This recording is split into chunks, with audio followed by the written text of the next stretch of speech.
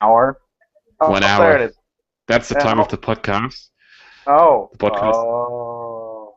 that you're listening to at the moment while Mr. Swilly is using a potato as a microphone. Hey, shut up. It's a delicious potato. It is a good American quality potato, of course. There's no such thing. Oh. You're picking on I remember Yes, I am like thinking one scene from IT Crowd where one of the characters is trying to extinguish a fire using a fire extinguisher, and the extinguisher itself sets itself on fire, and then the characters look like, why did this happen? And he looks at the label and it says made in Britain, and he goes, okay. Right, talking about quality homemade products. That was a quality German, just pinnacle of humor. Let's just. Yes.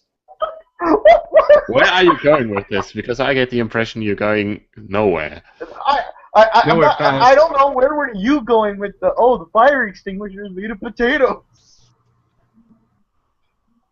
That sounds. So anyway, what are we doing? We talk about video games. Yeah, right. Excellent. Okay. Talking about video games. Let's look at the list of topics. Yes. Well, the major happening this week was nothing. We got loads of news, but nothing really quite important. So let's start with probably the least significant news of this week. There's a demo that has been made public, and that's the demo of Final Fantasy 15. And the only way to acquire that demo is by purchasing another game, and that way you can play the demo. I want to congratulate on Square Enix for making that type of decision. That's really pro-consumer, paying for a demo, not only actually paying for a full game to get access to a demo. I'm not sure about you guys, but the only Final Fantasy games I ever played were, well, it was only one, and that's 13 because I grew up with a Nintendo 64, so I never get to play 7. Hugely disappointed. I never played them because they never interested me. I have the same expectation with 15 because it looks kind of as bland as 13 does or did, so I don't expect it to be good. But maybe Phil has another opinion on this. Nah, no. I'm kind of interested because 15 actually appealed to me because I did like the idea of putting the game in a modern setting, but I didn't play that much of Final Fantasy, and I played a little bit of 7. I've been meaning to do 14 because a lot of my friends do it, but I'm gonna have to wait. And I was kind of bummed that it was just PlayStation and the consoles. It just I play so much PC stuff that I really just want to see the demo on PC. And it's nice to do the kind of classic, let's throw in a demo with a game people are going to buy thing.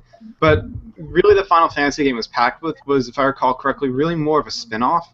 So there was a high chance that game wasn't going to get a lot of exposure anyway. So it almost felt like, what's the point? You should just make the demo available maybe for a cheap price or something, or maybe for subscribers of a certain service. This just felt kind of odd to me. But I did get to see it played. It did look kind of cool, but I'm going to hold my tongue on that until I've seen people play the full version, really. It's a full-price game. I would kind of it would look as bad as if the game wasn't full price, but it is. And these days people know Twitch, and if they don't know Twitch, then they at least know YouTube. And if you don't know YouTube, what the fuck have you been doing for the last 10 years? Yeah, watching television like a dork. So if you want to see gameplay of a demo of a game, then you just open your fucking browser, go on YouTube, type in the name of the game, and just boom, watch a gameplay. And you don't feel forced to get the demo itself, because by watching a video on YouTube or by watching someone play this on Twitch, at least for the moment, you get a good impression of, okay, so is this going to be 13, or what do you mostly do in that game? And I have the fear rather, that they're probably going the same way with 15 as they did with 13, and that's making it just bland, and all the characters look cool, and they're all going on a road trip, and they're the super best friends, and they're fighting big-ass monsters, but is there anything substantial that doesn't make me quit after 5 minutes? All I thought of when you said car trip was just all of them snapping their fingers to the song Jitterbug. And then at one point they spray gas all over each other. Yeah, I don't know. It's just like what's the best way to put it? It's like I felt like everything I needed to know right now about Final Fantasy 15. I didn't even need to get the demo. I could just watch like one of my friends was streaming it the other night, so I hopped in and watched them play it. And they had the PlayStation 4 streaming. It was pretty cool and stuff. But everything I needed to know about Final Fantasy was like 15 was right there, and there wasn't really anything that really pulled me in yet. So I don't know. I hope it does well, but I know 13. A lot of people said could have been better, and 13 also got a really bad port on PC, so I hope they fix up those issues pretty fast. It literally closed when you pressed escape. It's like the whole game would close if you press escape. Wait, this is really? 2015. Oh god, you can't no. do this. Yeah. Oh man, really that probably annoying. ended badly for a lot of Let's Players. Yeah, I don't know. Here's Wait, my what Final did? Fantasy 13 stream and the whole thing closes. Oh, Also all the right. size. Also the size of the game is like 20. Nintendo's still doing that Yeah. bullshit as well. Is Nintendo doing what? games. Is What it are saying, still Swilly? like blocking streams and videos? Nintendo's still doing that. Because remember there was talk about a partner program, but I don't know if it ever like went through. Yeah, I think it did. You need to sign up for their Okay. website, and then they take 20%, I think, something along those lines. I'm actually doing that because it's wrong. Probably Now wait, what's this for streaming or? I know. YouTube, I think at it's least. YouTube. You can post videos of Nintendo stuff now without getting worried about them taking crap away and like flagging you if you Oh. sign up with their partners program. Yeah, that's an interesting topic too, because the monetizing Let's Plays and what's copyright and what isn't. Because really, for the most part, when you do like a network sign up for joining like a Let's Play network, one of the things they ask you to do is check if you have copyrighted music that you're using. But they say the gameplay footage is okay to use. So I don't know the specific legalities of it. I've always thought that these businesses were built on the idea, like these Let's Play networks and these partnership programs, where it was built on the idea that corporations just simply aren't going to go after people for the free coverage that they're getting. But it's like you can show gameplay footage and make money off of it, but you can't use this specific song because that's copyright. The other stuff's not copyright. It's like this really weird kind of legal gray area right now that's going on all over the place. Okay, I just found a news source from VentureBeat, and the program is called Nintendo Creator Program, and they take 30% if you only do like content with Nintendo games, and they take 40% if you also do content for other. But then again, you have to keep in mind like your partner network is going out. I think it still will take some like some percentage of what you're doing, and then YouTube will take another cut of that. And yes, they received a lot of flack for that, and rightfully so. I remember there was an episode of the Co-optional podcast with Toll Biscuit on it and some other people, and they took down 3 hours of podcast because it included 2 minutes of a Pokemon trailer. Oh my god. Yeah, you know, as a content creator, all that's going to do is it's going to lead me to not Let's Play Nintendo games, because I want to monetize my stuff. I want to play games people want to see, and I also want to play stuff I'm not going to get hassled for. And if Nintendo's getting in the way of that, I can't like wrestle with them and try to get paid in the process. I'm just going to go with something else and then figure out how to do Nintendo stuff later. It kind of sucks. I can see that point, and that being, you know, there's people playing our games, and all they're doing is just recording themselves playing those games, and then they make money out of that on YouTube. But you really shouldn't underestimate the power people such as much as I hate it, the power people like PewDiePie have, not by like putting a quote on a box, but by just uploading a video on their channel showing others how good their game is. I mean, Total Biscuit has said multiple times that he just does a WTF is on a somewhat unknown game, and then later that day or the next day or the days afterwards, you have the developer on Twitter saying, "Wow, it's like after TB did that video, it's like we got 200 or 300% increase of sales just because we made a video on this." And if you have people like him who don't take like money for doing those types of content, which is, I mean, it's kind of like there are YouTubers, I won't deny that are taking money for that. If you don't have that, then I mean that's good advertisement. Yeah, it's just they're underestimating the power that Let's Players have. I mean, definitely one of the first things people do now, I think, is if they want to know how a game plays, they don't go to like GameSpot. They go on YouTube, they type up the name of the game. They either search for commentary from someone they really like, or they search up a flat kind of long play. So it's one of the two. And especially like Let's Players like Total Biscuit that do kind of like his thing, of course, is the What the Fuck Is series, but um, different kind of Let's Players that do those kind of overviews and short reviews of the games that are more like previews, those are doing really well, and Let's Players in general are a great way to get coverage for your game.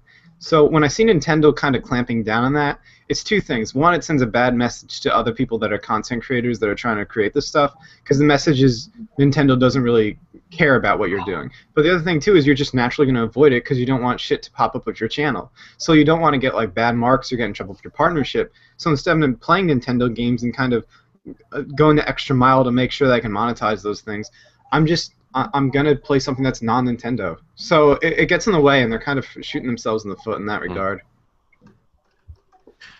And I think there should be at least some content creators, if you want to call YouTubers that, they should at least put some kind of effort into like making videos, making a Let's Play or like a similar type of video on a game from, let's say, Telltale or Life is Strange. They don't really take too much effort to make because they are closer to a movie than they are to a video game, and just like recording that and uploading that on YouTube, that might lead to people not playing those games because, well, there's not too much gameplay except well, the decision making, and if you already see what your decision like leads to, then there's not too much point in purchasing those games. So I think it's important to look at different games like Dota or League of Legends or Counter-Strike, where it's mostly about the gameplay of the player and how he plays those games, rather than just a game like Life is Strange or Telltale games where you make a decision and then you get a like 30-minute cutscene or whatever. Yeah, it stinks too. It's like what's the best way to put it? It's just some games are really fun to Let's Play, and a really good Let's Player will not just do really good commentary, but they'll pick specific games that are fun to watch. So like if you're gonna do a Let's Play for like a Telltale game, you're really gonna get kind of more iffy with that, because I mean like it's a Telltale game. It has replayability, but it's an adventure game. It's a very linear story. Whereas like if you have someone do an XCOM playthrough, like Northern Lion does a lot of XCOM run-throughs, and a lot of that stuff is about like how do you get good at the game, and here's the different dynamic things that can happen in the game.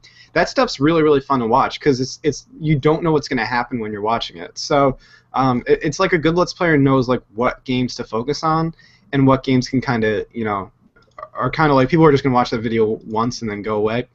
But I can understand where you're coming from too. That publishers are going to be a little bit turned off if their game is going to get Let's Played, and it's really only a game you can play once.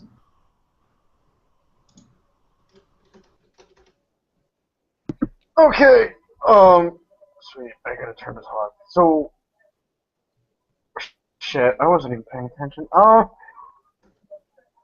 you playing video games again? I think someone's playing video games. No, it's the news. You haven't learned your lesson. No, I haven't. Talked about this last week.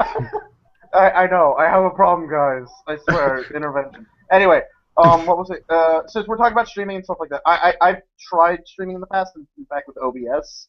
I've had issues with it, and we'll not get into that. But when it comes to games, I feel like it really depends on the game. Like what Uber said, if like the game itself is very linear, narrow, and doesn't really have that much room to maneuver, I would see an issue with streaming it or doing a Let's Play about it.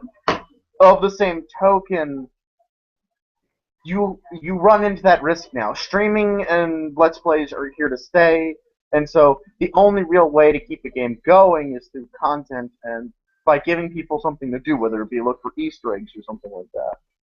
So I feel like I feel like you should pretty much, as a developer, just be like, okay, we're whatever, it's gonna happen. You have to accept it. And at the end of the day, if someone's really interested in your game, they don't care if they've seen it already. They want to play it for themselves because they want to experience it for themselves. So it doesn't really matter at that point. The only one you really have to worry about are, like, quote-unquote lost sales, which, just like piracy, are innumerable, unable to be measured, and just not worth chasing after. Yeah, pretty much. I mean, it depends on the game, it depends on the kind, too, but I think what a lot of people forget is that a game is not like it's not like there's just game one single entity, and all games can be generalized in a description of Let's Play that way. There's all sorts of different games that can do Let's Play. There's a bunch of different reasons why people do Let's Plays. Some videos are not really Let's Plays, like Total Biscuit is not a Let's Player. His thing is reviews and previews and stuff like that. And other people go for like the entertainment is not the game itself, but the personality behind it. So I hate to say it, but you get that PewDiePie, you get that with Markiplier, I think is how you pronounce it. Those kind of people are more like their personality is what really drives people to go there. Rooster Teeth is a little bit like that too, especially with the Rage Quit series. People watch it just to see Michael lose his shit, and not necessarily for the game he's playing. So it really depends on like the reason why they're going to that, and sometimes if the personality is the driving force behind that, people want to play the game to emulate what the people that they like are playing and kind of experience the rage that, for lack of a better way to describe it, that the people that they're watching and kind of hamming it up a little bit are doing too. So I guess there's a lot of different reasons why people do Let's Play, and different kind of games are better suited for sales for the format than others, but it's weird because I think definitely for AAAs, there's a little bit more of a gray area in that relationship. For indies, it's a lot more about getting the coverage, and then there's kind of everyone in between that has like their own personal views on Let's Play.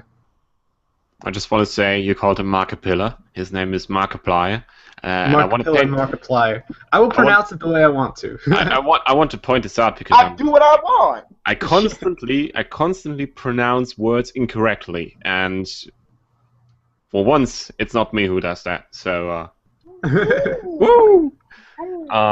But yeah, they have to accept that people are putting like footage of their game. Developers have to accept that people are putting footage of their game online with dignity. It's like they can't really do much else. If they do anything else, if they try to take these videos down, the community will hate them. Like you won't gain much like fan love by taking down footage of a popular Let's Player or YouTuber. Yeah, and the other thing too is like it really, when it comes down to it, if there was a time to take down videos and if there was a time to clamp down on Let's Plays, it was 4 or 5 years ago when a lot of these people weren't making money off of it. I mean, PewDiePie now, his job is doing his dumb shit on YouTube. He gets paid like a bunch of money to do that. And as sad as that is, that like he screams at a video game for like 30 minutes and gets paid like $50,000, the truth is that that's his livelihood and that's his income. And if there was something... Don't you talk shit about Markiplier. I'm not gonna. He does some cool stuff, but No.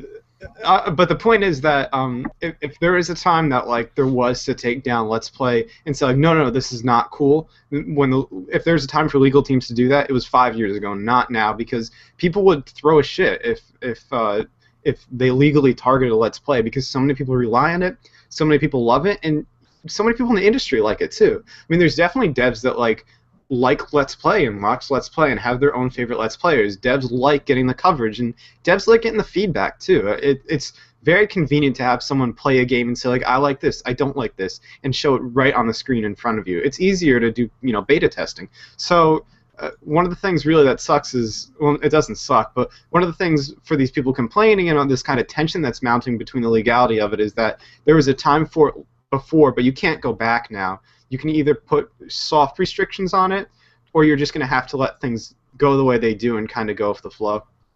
Yeah, it's kind of like mixtapes back in the day when people were just recording like songs on the radio. It's like, just deal with it. So if people like your songs, then they buy your album anyway. So. But I'm totally expecting like 3 years, 4 years, people are gonna make Let's Play mixtapes. Like some guy comes up to you in the cafeteria, he's like, "Yo, dude, check out my Binding of Isaac Let's Play," and dude, check out my Five Nights at Freddy's Let's Play. This stuff's legit, and it's like really badly recorded. It's on a potato. A literal potato.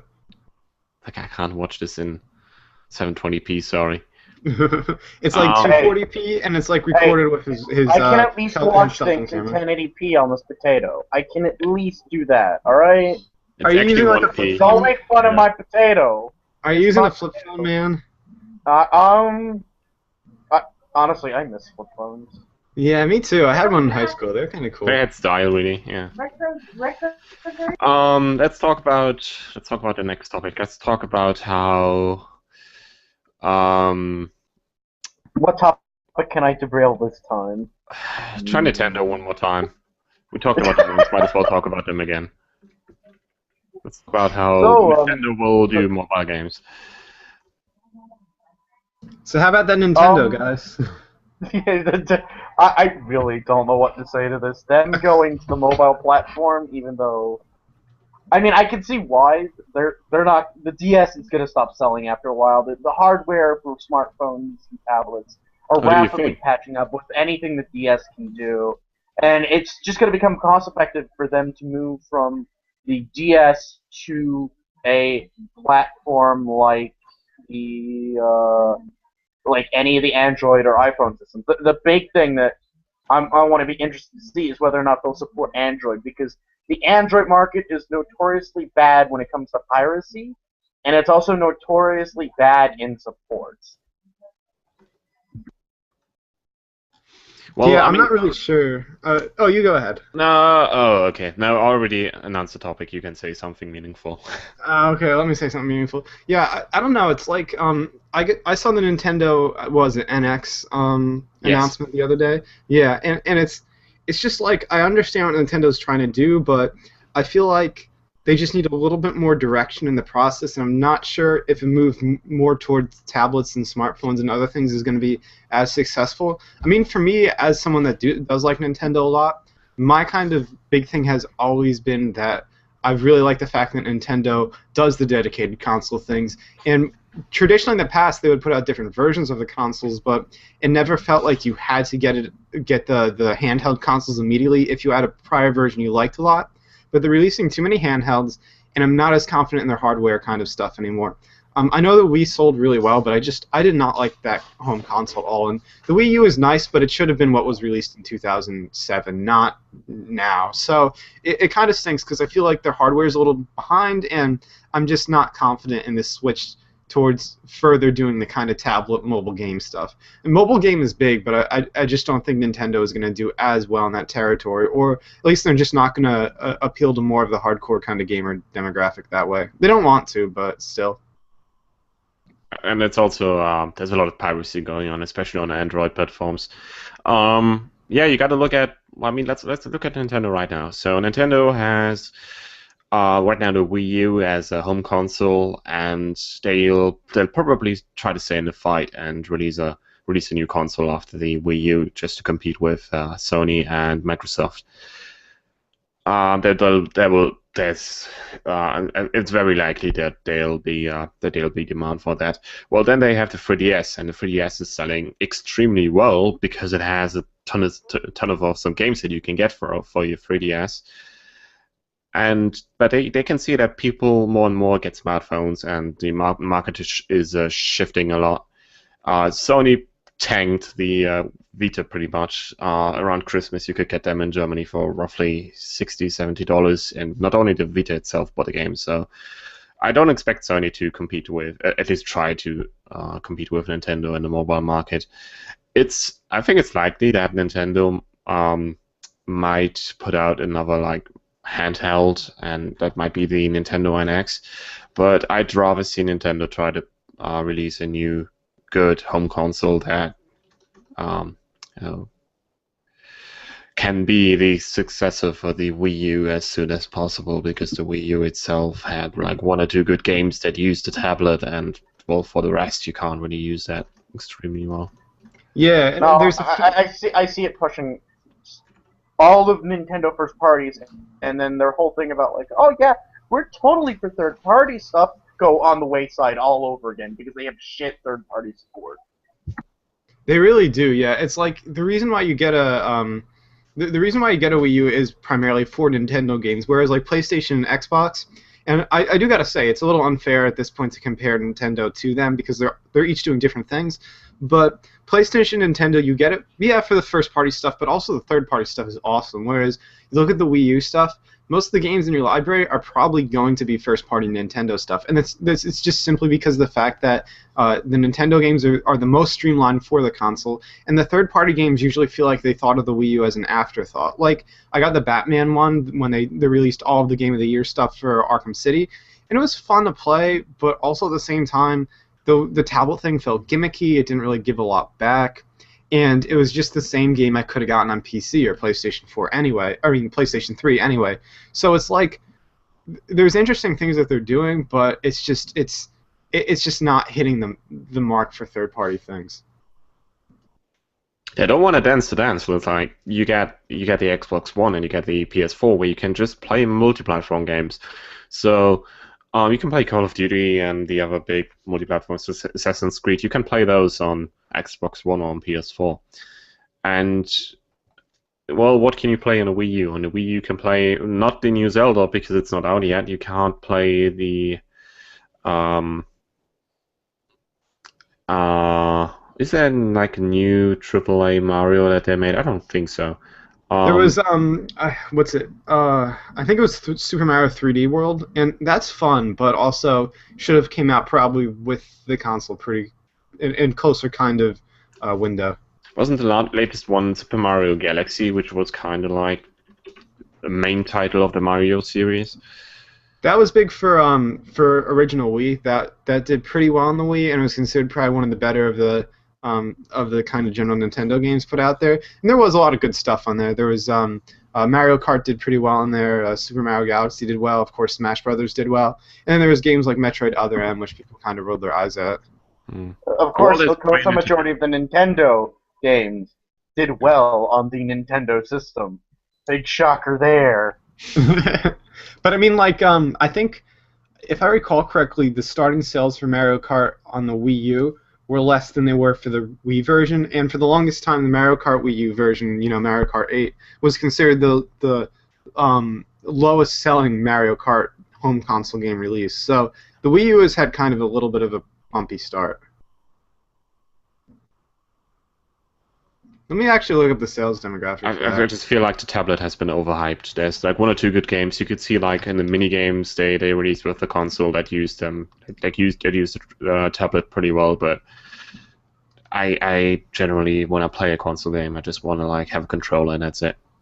Yeah, it kind of sucks. It's just like it's like the original Wii kind of Wiimote thing. There was great ideas that could have happened, but some things fell with it. I mean, I think the tablet idea is great, but it's not quite hitting the mark. We had something like the motion controls earlier though with the PlayStation Eye.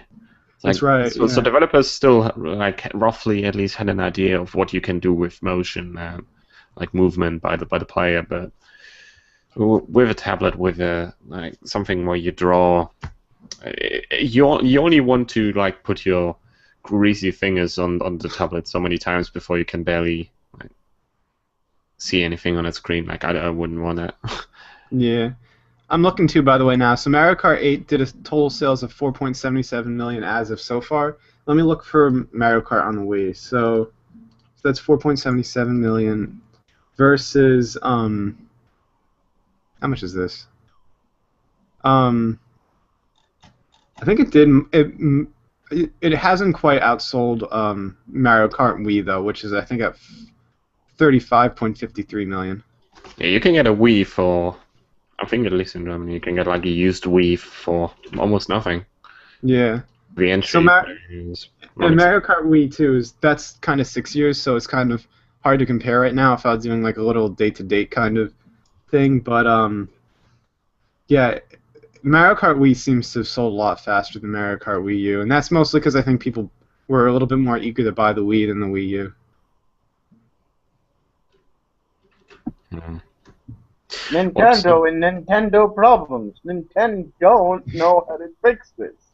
Puns. Don't know how to do online experience. So I'm guessing those mobile games won't have like an online component. Yeah, they just keep on messing up a lot of the online stuff. I don't know what it is too. Mario Kart Wii U actually I had a pretty decent experience with. But and they did kind of improve the Smash Brothers online, but not that much. if you don't have a very good internet connection, like a high-speed one, it's still easy to lag all over the place. Whereas, like, when I lagged on the internet through Smash Brothers Wii U, I can play like any other online game perfectly fine. So I don't think it's a problem with my internet. It's the way Nintendo kind of optimizes network coding. Monster Hunter 3, actually 4, I think. Well, the latest Monster Hunter, I think it's 4, has a quite decent online mode. It's still a bit clunky, but the delay is almost non-existent. And I've played a good couple of matches online, and well, yeah, the interface is clunky as hell, but it's working. Could be way worse. Right, that's so much about that's Nintendo doing mobile games. Let's talk about esports. Let's talk about the ESO1 tournament in Poland, Katowice, which had more than 1 million viewers during the esports, final I'm match. out of this conversation because I don't even follow that shit. Esports are cool. They do cool stuff. I really don't care. I really don't. Have you seen the pictures of ESO1 Frankfurt last year where they did a Dota tournament in a fucking football stadium? Oh wow, how many people When were you there, say Dina? Frankfurt and Dota, all I think of is that really bad German techno song about Dota. Oh, that's right. It's that not came out even like 10 years ago. German. It's What not is even it? German. It's Bass Hunter, and Bass Hunter is from Sweden, I think. I don't think It's it really Sweden, matters. German. It's that techno region of Europe. It goes something like Misita, Halivanta, play a little Dota. And that's not German, man. Yeah, it's not German. I don't care. I don't care. All the same. Esports is a thing where people compete for money. Sports are a thing where people compete for money and awards, and yeah, they're a thing. I'll tell you one thing though. I'll tell you one thing though. I just linked a picture of ESO1 Frankfurt in the chat. I was there for 2 days. On both days, they got more than, like on each day, they got roughly 12,000 people there. And sitting in a stadium and watching esports with other people was probably one of the most amazing things I ever did in my life. It just the whole atmosphere, and like the first kill in the tournament was like fucking insane. Like the turnaround that happened, and it just you get goosebumps, you get shivers. It's just going there in person, and like to a football stadium where people normally play football, and you go there and watch like an esports tournament. And yeah, that's insane. So thanks to ESL for hosting that. Yeah, that is pretty cool too. I mean, like, I remember when let's see, I did an article, I guess, like a few weeks ago about Scarlett in New York City for the StarCraft 2 tournament that she was in, where she it was a huge upset like a year or two ago, and Total Biscuit was in the article, AV Club wrote about it and stuff like that. And one of the things that really interested me was the fact that esports, a lot of people still think of esports as a very niche kind of interest, but it's a really huge industry of a bunch of different groups that do a bunch of different tournaments, and a lot of people still come out to it, and a lot of people come out to it and check it out. Corruption. What'd you say? And it's got all these people coming out, all of this infrastructure, and it's a big industry, alongside all of the corruption that has recently come up and completely rocked into its core because no one thought to double check that shit. I mean, I guess there's been a lot of problems in this stuff too, but because apparently the entire StarCraft 2 tournament stuff is still going only because of corruption, which is beautiful. Well, it's a dead game, so it's a dead game. I mean, who cares about StarCraft? Total Biscuit has been saying that for months, and if you look at the numbers of Twitch... StarCraft 2 is a continuation of StarCraft, which is a continuation of bullshit. Wait, hold the phone. This is news to me. What happened? I don't follow esports at all. I don't play StarCraft. Okay, so StarCraft 2, it's really big in Korea and the United States, except it's a lot bigger in Korea.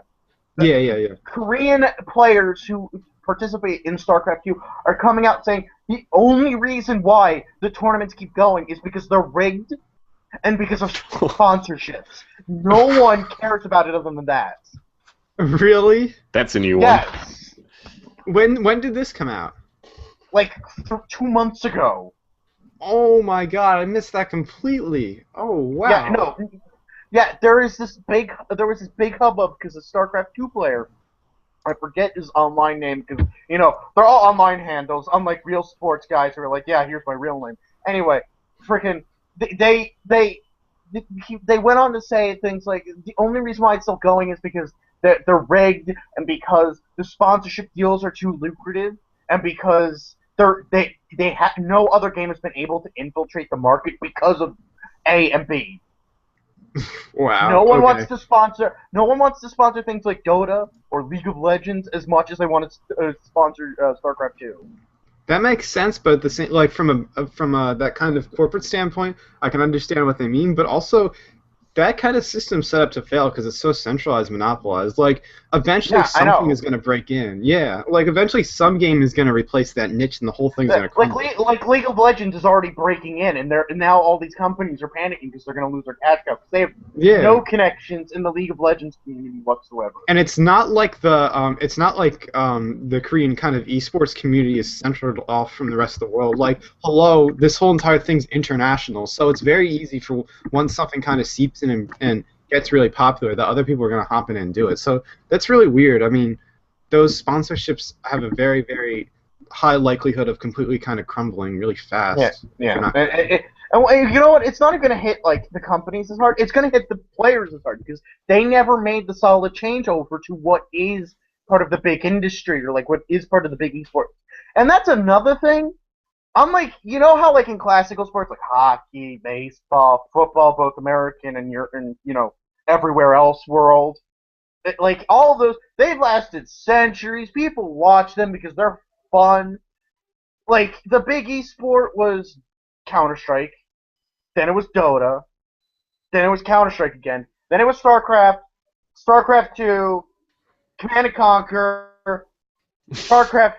They keep changing fad games instead of sticking to one. And I can just feel all of these companies scrambling, just trying to rake in and hold on to their particular niche of players who watch this stuff. Here's the other thing too. It's not even like baseball and football, because at least baseball doesn't get patch updates and doesn't get new expansion packs and sequels. But like it's pretty much the same game. Yeah, maybe a few rules change. But wait, here's the thing. Here's the thing though. Games like Counter-Strike, the jump between 1.6 and Source is huge, as is Source and CS:GO. So even though usually like someone that might have started with 1.6 usually ends up getting good with CS:GO, there's jumps in between, and that already is like a hard jump to make, let alone the fact that a lot of original StarCraft comp players don't always make the jump well to StarCraft 2 necessarily. Or the other big problem too is that, like you were pointing out, when you have that huge specialization into one game and you just know StarCraft 2 micro, you can't get into Dota necessarily because Dota's doing a totally different thing. So they might be good at learning pattern recognition, but they don't know all the skills they need. So it really does kind of suck. Yeah, we talked about this earlier. And to build on it, like even with baseball, the games like the rules don't change that often, and when it does, it's a big hubbub in like the United States because oh god, they changed the rules. But then you look at it and like each season is different because you get new players in. You get this influx of retirees and stuff like this. You're never going to have that with gaming. You're not going to have that with esports because either someone has to stop because they can't switch to the new meta of a new game. Like, there's no aging process. There's no, like, watching someone's career build up over time. They're just shooting star crash. So there's, like, it's almost like gladiatorial combat in ancient Rome. Like, you're not expected to survive that long. You're just there to entertain everyone. Oh, it's but at least in Dota you get like people who every now and then, at least the older ones, they have stuff to do. It's like there's one player, his name is Clinton Fear Loomis. He's playing for Evil Geniuses at the moment. Well, he at least was playing. Wait, he's playing for Evil Geniuses at the moment, and he's been like a Dota player for 10 years now. He's like 27. It's just that most people don't like play games Counter-Strike for more than a few years, because after 22, 23 years, you'll slowly start realizing that your reaction time is just getting worse. Yeah, but that's the thing. You never see that aging with a lot of the other players. Like I bet you'll find them with like Counter-Strike players. And you'll see them with Dota players because those have been long-going games. But you don't see them in StarCraft. You don't see them in League of Legends. You see a bunch of like prepubescent or pubescent teenage boys and girls, or like guys in their 20s or girls in their 20s, like at the peak of their prime, and then when the new game fad comes out, their prime is immediately cut down because they can't switch over. It reminds me too, especially what happens in sports a lot too, is you have a lot of people that are the cream of the crop that are going to be the big names that are household names, and you have kind of everyone underneath, and they kind of flow in and out of being in the top leagues and then going into like AA, single A. So you have like a lot of AAA players that people are going to recognize right away just by names. So like you'll have like Derek Jeter, Peyton Manning, you'll have A-Rod, Eli Manning. So you have kind of like all these different players that people recognize right away, and then everyone under the cuff people don't recognize right away unless they're like really into that sport or that team, or they kind of know all the players really well. Like Plaxico Burress for the New York Giants. Most people probably didn't even know who Plaxico Burress was until, unless they're a Giants fan, or until he shot himself in the leg. So it's like there's a lot of players people don't recognize to begin with, and the same thing does happen with esports as well, except for the fact that it's so saturated, and there's so many teams that come from all these different places that's so decentralized, and it's even harder. There's no one specific league like the NFL or the MLB or FIFA that just is. There's just all these different leagues and all these different teams that do compete with each other, but are in different kind of sectors and different areas of the world and stuff like that. It's just so spread out that there's no one specific kind of thing everyone knows. So, like you said, part of the turnovers too is the fact that not everyone knows a specific person through a household name. And usually the only way that people get recognized immediately is if they broken the ceiling or set a new standard. So like Scarlet in StarCraft, everyone knows Scarlet, but that was only because she was the big quote-unquote foreign upset, and she kind of trumped the South Korean player that she played against. So it really is like you're not really well known unless people follow you closely or you do something incredible in the leagues. No, I find it funnier that in some regards, Let's Players and streamers are better known than half of these guys who go in esports. Like, right? Seriously. Like, if I say Markiplier, I have a 1 in 5 chance of someone going, I've watched his videos, he's funny, or he sucks, depending on who you are. But you know, yeah. I know that guy. If I say Scarlet, I'll get, what? You know, that's a funny thing too, because it's like I came across the person who originally was the first person to win a competitive gaming tournament. She's a transgender developer, and she won the Space Invaders tournament back in the 1970s. No one knows who she is at all. Like, people will recognize her name in development, but no one really knows like her for winning that tournament. But if you name drop like, I've met Slow Beef before. Like, everyone knows who more or less who Slow Beef is, and everyone can tell you on the spot either he invented Let's Play, which isn't true, or he invented video Let's Plays, which is kind of. I did. Thank you. You did invent Let's Plays? Yes. Okay. Uber. Okay. I have to say, you fucked up YouTube. Good job. Wait, what happened? It was my pleasure. He invented Let's Plays. Fuck him. Oh, yeah. Yeah, thanks a lot, buddy. My Let's Plays and my funny YouTube cat videos. Yeah, it should just be drowning in cat videos. Yeah, we could have had that. We could have had commentary over cat videos that are monetized. Right, I'm off to the. Wait, this is a good idea. Yeah, I'll just. You do whatever. You can do this podcast now. I'm gonna do cat videos. Goodbye. Well, yeah, that's also it's not like you keep mentioning plays, but I think it's also about it's a lot about teams. If I name drop like Ninjas in Pajamas as a CS:GO team, or multi gaming teams like Fnatic, Mouse Sports, Natus Vincero, Navi, Virtus Pro. In fact, they have teams for both Counter-Strike and for Dota. And even if you don't know every single player of those teams, at least you've heard the team names once. And it also comes down to like how easy it is to understand like those games. Like if you look at big esports games right now, you'll have Dota, you'll have League of Legends, Counter-Strike, StarCraft, and if you look at so Dota and League, of course, well, you have like over 100 heroes, and you need to know the abilities. But you know that if the enemy base gets destroyed, that team's done. So you can, and a lot of people are playing League and Dota, so that's that. So it's not. There's somewhat of a like barrier to get into, but it's not that hard to get into like those type of games. You look at Counter-Strike. Counter-Strike is fucking easy. It's like you have HP bars. You have like 5 versus 5. It's like, wait, whoa! Counter-Strike easy? I'm gonna have to pull out my cred and say no. it's easy to understand. It's not easy. Okay, no. It's hard for my game.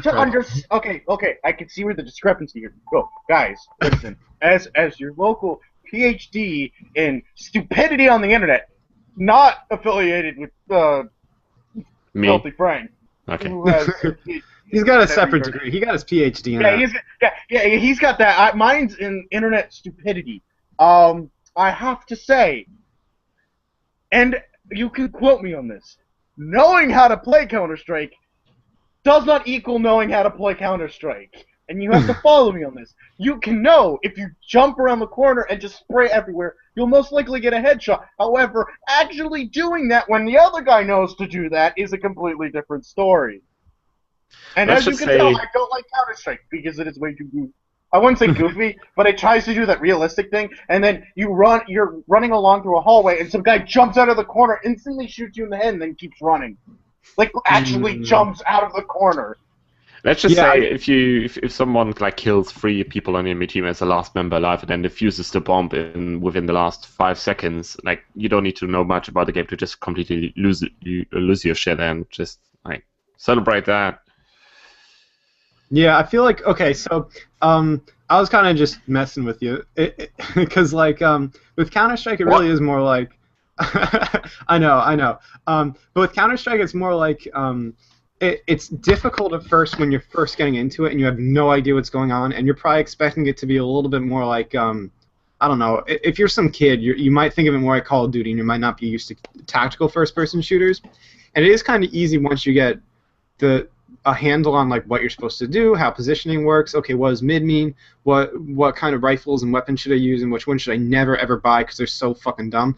But at the same time too, like, it's one of those games that's like easy to learn or kind of easy to learn, but difficult to master. Like really good Counter-Strike players are incredible, and it takes just as much as Dota. But it's difficult to master. And the equivalent to this, or like the opposite, is MechWare. Incredibly difficult to pick up, really easy to master.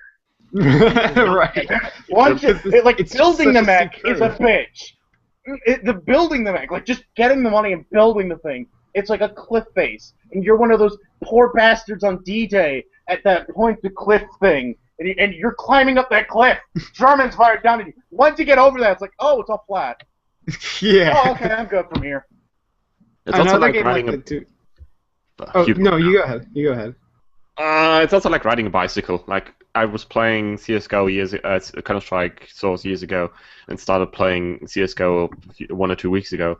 And I'm like, when I'm playing DS2, I still know what A long or A short or B is. So, like those types of things you don't forget. But I would just want to like say, StarCraft 2, like, is dead game because it's fucking hard to understand. And you see like StarCraft 2 pro players like doing their thing, and I don't understand what they're doing. It's like they're building this now, okay, and they're building this now, okay, and they're moving the troops there now.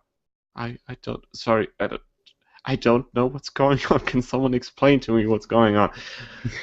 Yeah, it's like they know exactly what to do. I mean, it's like, I'm saying that it's kind of like, okay, duh, of course, they're professionals. But if you're not used to the game and you have no idea how to play it, it's totally daunting because it's like, how did you know to do that? And why would I think to do that? So it's kind of weird, too, and I kind of feel like the thing with games like Counter-Strike is that it is kind of like you don't forget how to play, but also at the same time, if you want to get good at it, you have to keep playing it over and over again to master the the reflexes and kind of the instincts. So like after you've played Counter-Strike for a while, you kind of build your own kind of instincts from the skills you pick up with how to land a perfect headshot, or how to get good kills with a certain weapon, or how to be a good sniper, and what's the difference between a good sniper and a bad sniper.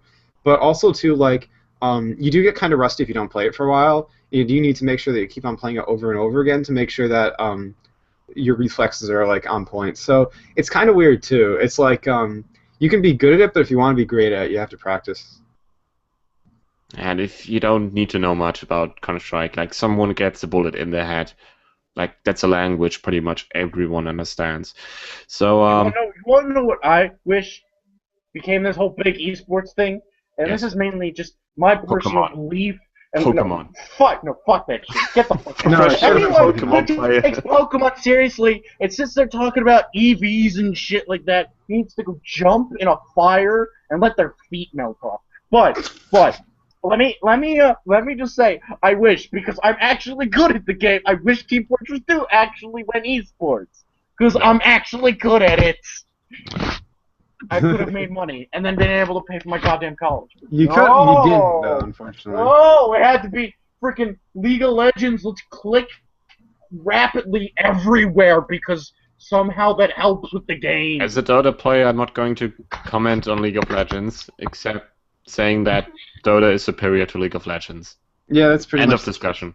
Yeah, Let's move on. I just no, that's just something from an RTS I never understood. Like whenever someone does the rapid clicking and they're like, "Well, it just spikes up my numbers," I'm like, but does it actually do anything other than give you carpal tunnel faster?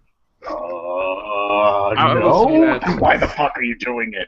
I will say, as someone who mostly played Dota, but also played a few matches of League, I have the feeling that in Dota you don't like ability spam as much as you do in League. I feel like in Dota, if you like misclick a spell or whatever, then you're like screwed, especially in the other game. But let's just finish off news. So here are some news that we didn't get to talk about because they're either boring or because we ran out of time. If you want to go to Gamescom this year in Cologne, the pre-sale of the tickets started yesterday, I think. So if you want to wait in line for 5 hours to try 10 minutes of the Oculus Rift, then you're free to purchase your ticket now. If you want to like wait 6 hours in line to watch the newest Call of Duty trailer, do that. Elder Scrolls Online has gone buy to play, so you only need to buy the game one time and you can play endlessly without any restrictions. Question. Yes. Can you finally be an Imperial now? Like, or is that still you have to buy a The collection? collector's edition thing. Oh, for fuck's sake! I think so. I think so at least. I don't know. It's some fucking up. Anyway. It's probably not worth buying because you had to ask this question in the first place. Yeah. It's like, is there still Let's bullshit in move this on game? from the derailment. Well, you now purchases on Steam are refundable within 14 days of purchase. So Steam now follows you, right? But the way they ditch that is by saying, well, you can buy the game and like refund it we'll refund you the game in like 14 days, but only if you don't download it. If you do download it, then you're fucked. And Windows 10 will approximately use 2.6 gigabytes, which is good comparing it to the roughly 20 gigabytes that Windows 7 is using at the moment. Let's talk about games. Phil, talk about Life is Strange. I heard you. Well, I played the game as well, but I heard you play the game too. Yeah, I did in fact play the game, and I even wrote about it. And I might, maybe let's play it. But this actually is an interesting point. So, the game had some issues when it came out, specifically lip syncing. And one of the bigger issues it had was half the episodes leaked on the episode 1 kind of release. So you could basically modify the game files and not just figure out everything that happened in the story, but play the next few subsequent episodes. So there's a bunch of different leaks, and I'm actually wondering right now if anyone lets play it on YouTube. Life is Strange. Oh yeah, they didn't secure shit, and now they're getting hit with it, and it's amazing. Oh, it's terrible. I feel bad for the developers. How's the story, by the way? Because when they compared it to Twin Peaks, I immediately went, no, that game already happened. Okay, wait, so the thing with Life is Strange is that you can't compare it to Twin Peaks, but it probably takes place in like a similar kind of setting and kind of universe. No. They themselves compared it to Twin Peaks. or at They least the should. critics that they paid to give it a good review. So I am going to compare it to Twin Peaks. So far from what I'm I've not seen, gonna. You can jump in that boat. I'm not comparing it to Twin Peaks. It's a teenage angsty version of Twin Peaks then. Mhm. eh. There is a lot of angst. It's just way But too okay, complicated. okay. On a scale of 1 to you're shopping almost exclusively at Hot Topic, where are we on the scale? Probably like a 4 to. Probably around a 4, I would say. So it's not as bad as it That's not bad. It's not that But- bad. Okay, I'm gonna be a little generous. Other people might put it more a 6 or a 7, but I'm gonna say 4. I liked it a lot. It was it handled kind of the themes that it did well. There's a few kind of moments in it where it feels like it's kind of pushing it a bit. Like the writing feels kind of cliche, and it feels sometimes like, well, first off, you can tell right away the developers do not live in America because they have a really weird understanding of how we go to school here. And it's like they like the main character is a photo student going to a private school academy specifically for photography, but she That doesn't takes like exist. science courses and stuff. It's But a private academy, but she's like a middle class Mom, student. I have a quick question. In your years of life, have you ever run into an academy that focuses specifically on photography for children? Not in New Jersey. And wait a minute. An academy. Sorry. Yeah, it's okay. So it's like Yes. it's just odd because they don't really have everything kind of like understood very well how we go to school. But the other thing too is that We need to get Swilly's mom on the podcast. I yeah, demand, she's kind of breaking in. I demand this. You've This is got- our fourth guest.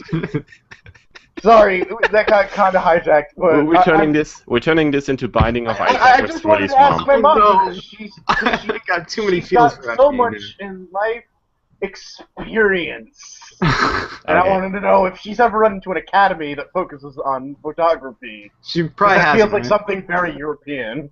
for some reason. Yeah, it is. It's like so that kind of feels weird too, and a lot of the terminology, the way they write the girls talking to each other, feels a little weird. Like it feels like someone in a business suit is writing an advertisement for like, yogurt and teenage children. It doesn't feel natural, like it's stilted. Because It's a little stilted. Yeah. Yeah, from the conversations I've seen where they've used things like epic fail and stuff like that, Yeah. I internally cringed because I Dank know memes, some bro. guy in a suit doing a 9 to 5 wrote those lines or said those lines need to be in it because we need to relate to the young kids. The other thing too is one of my friends was telling me that there's a reference that suggests Max uses main character uses 4chan. She uses Kek in one conversation, K-E-K. Wait, there's more. She likes the worst Final Fantasy movie. Was it Twin Spirits or something? I don't even like Final Fantasy. I don't know. Yeah, so And I don't. wait, there's one more thing. What does she do? Oh, a friend of hers gives her Cannibal Holocaust to watch, and she's like, that was kind of cool, but I didn't really like it that much. Okay, so have you actually played it, or is this all secondhand information? No, I We finished the both first played it. episode. We both. Okay, so I'm never gonna play the game, and to be honest, Uber, are you gonna actually ever play it? Huh? I played the first episode as well. Oh, okay, cool. So you two, I'm just gonna tell you right now. Okay, to the general public who watch this, all like 5 of you, thank you firstly for watching.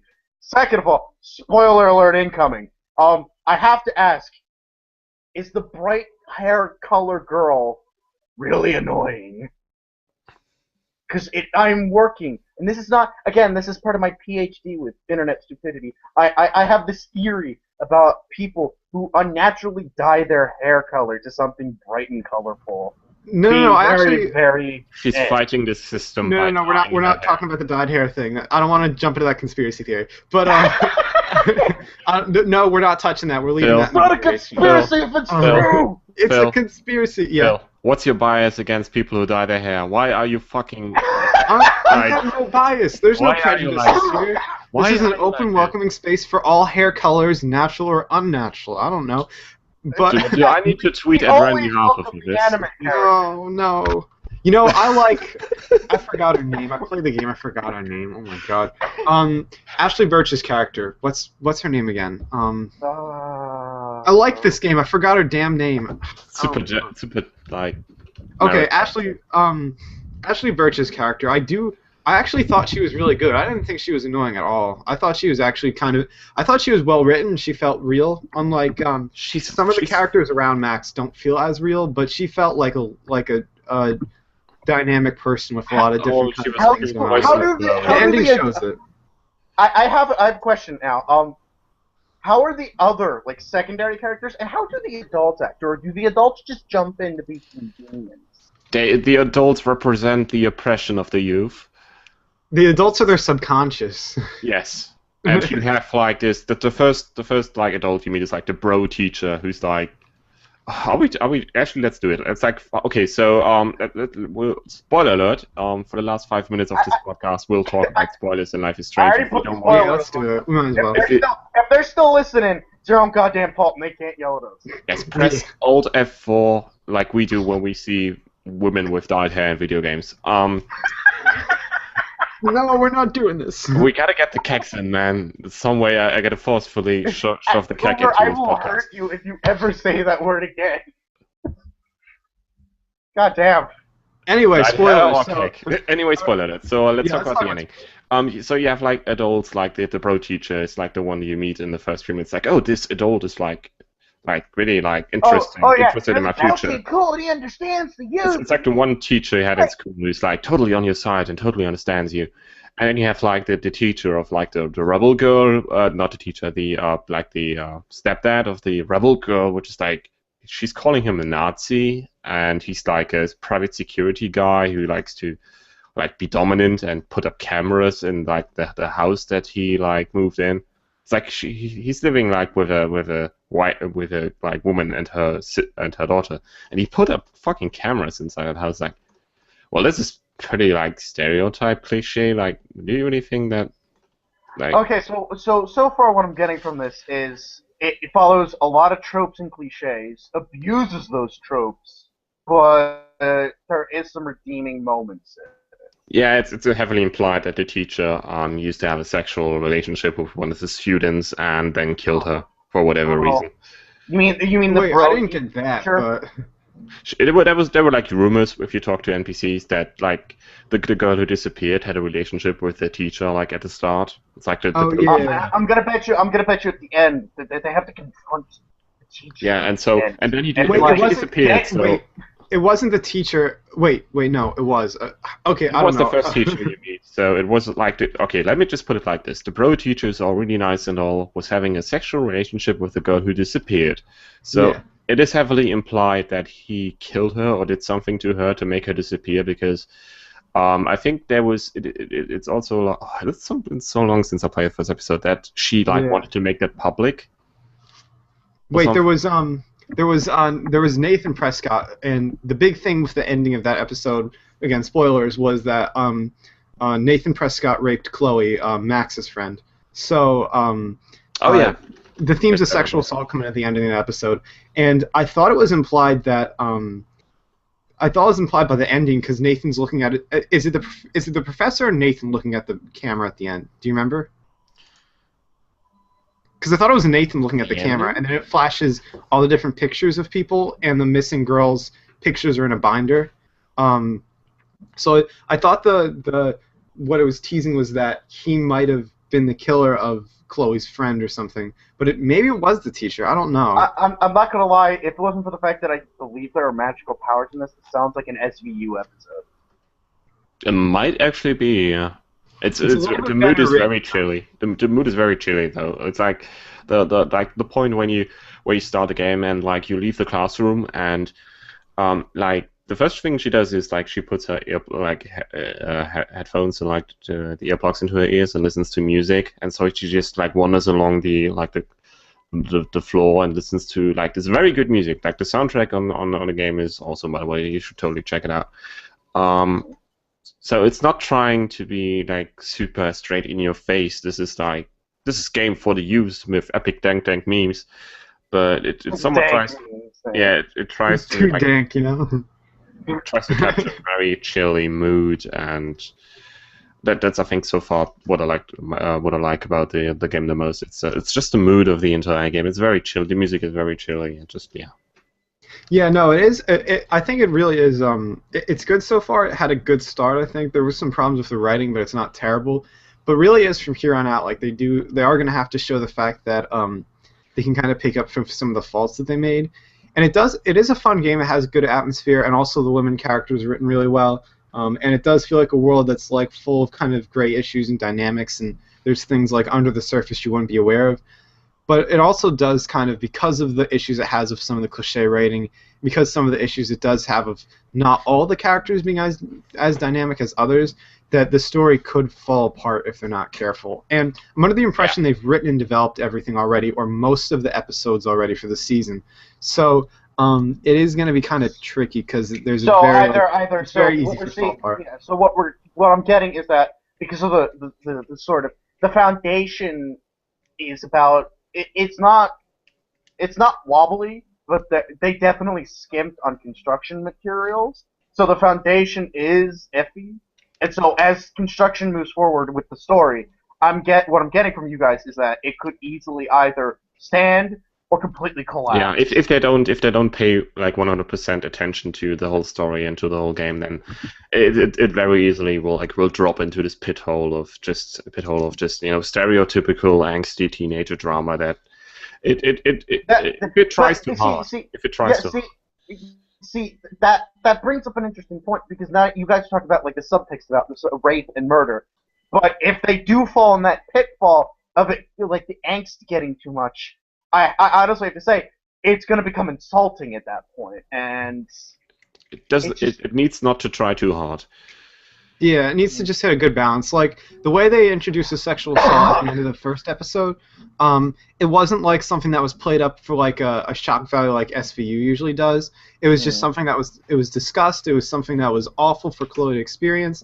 It's something that affected her life, but also isn't like... It's not like one of those things where it's like making her objectified or anything. It was just like, this is something she experienced. There's a lot of things around it that's making her life really terrible right now, and this affects her relationship with the world around her and other people as well, including the person that she confronted during the beginning of the episode, who also was the person that sexually assaulted her. So, like, they handled that mature theme really well. I'm just hoping that they can handle those kind of serious issues well, because they can. They did do it really well in that episode. I just hope they can bring that into the other episodes, because if they don't, I'm not gonna like the game that much, I think. So what I'm getting from this is basically they handled it well, but because of the other underlying issues with the characters not being as well written as they need to be for something like this, that it could pile up and eventually just remove all the seriousness of the topic from beforehand and turn it into something that's really dumb. Pretty much. They just got to be really careful, because like if they write it the wrong way, or if they push a little bit too much in certain things and don't highlight everything that's part of the issues, they're gonna have trouble. I mean, they picked this themselves. It's like they picked a very unusual scenery, very unusual plot, and well, this isn't like Game of Thrones, or this isn't like Borderlands, where you already have like a world that you can spin your story in. So and if they actually succeed in doing like a good series, then well, this will hopefully pay out for them, because I would like to see more of that. The first game, Remember Me, they made with the time mechanic or memory mechanic wasn't that good. So I want them to succeed if they deliver a good game. Let's edit here mostly. Well, we can maybe as a somewhat of a new segment talk about what's going on for the rest of the week for us.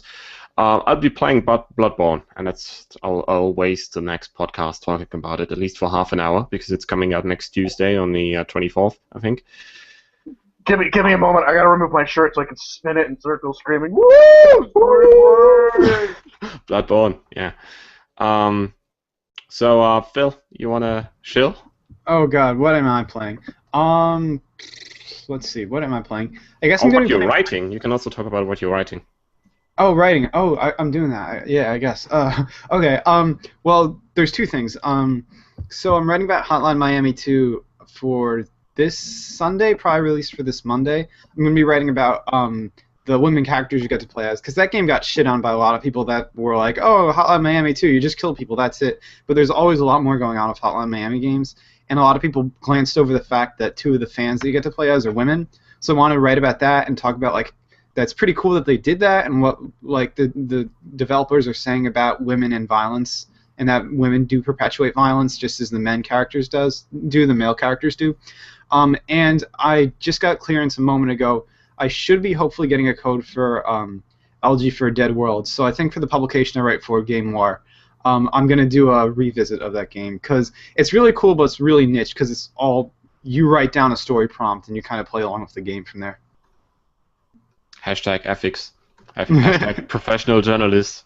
Yeah, disclosure, they're giving me a code, so that's pretty cool. I'm gonna be celebrating spring break. You're on spring break next week? I'm on spring break this week. I'm on spring break this week, but I've got nothing to do and no money, so I'm stuck in my home just sitting here chilling, staring at my TV screen like, click, Who is the click, spring and why are you breaking him? A spring break is a special time. I know, so when I get back, I have an annotated bibliography and some other school shit to work on. Is it like you get a few days off and you like get you like just do a lot of parties or what the hell? I don't get those parties. You just enjoy playing video games. Okay, there's 2 ways to like celebrate a spring break. You either do like a lot of social stuff, or you do nothing social. It's like always one of those 2. Yeah, and I might just play through Sly Cooper again, like I did over. That is worth it. You should do that. Yes. Yeah, I don't actually. Next time we do a podcast, I'm going to talk about Thieves in Time. It's been out for a while, but I finally beat it, and I have my notes compiled about what I like and don't like from it. Go for it.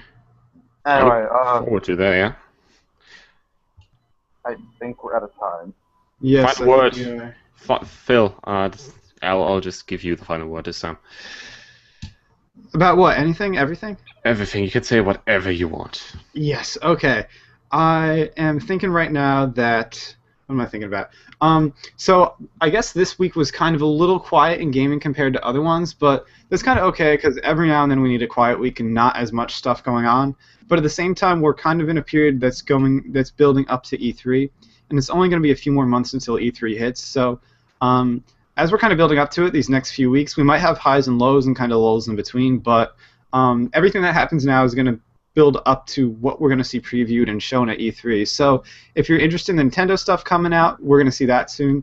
And if you're interested in how these games are playing out, we're going to see all that soon. But even when we have the kind of lows and kind of have to go back to things that are a little bit older than a week or two, those things still have ramifications for the weeks ahead. So it's always cool to talk about whenever. Fantastic. Couldn't have put it any better way. Also, actually, I'm taking the last word for you, sorry. Pre-order Killing Floor 2. Yes, do that. Yes. Do that. And we'll see you next week. Goodbye. See you later.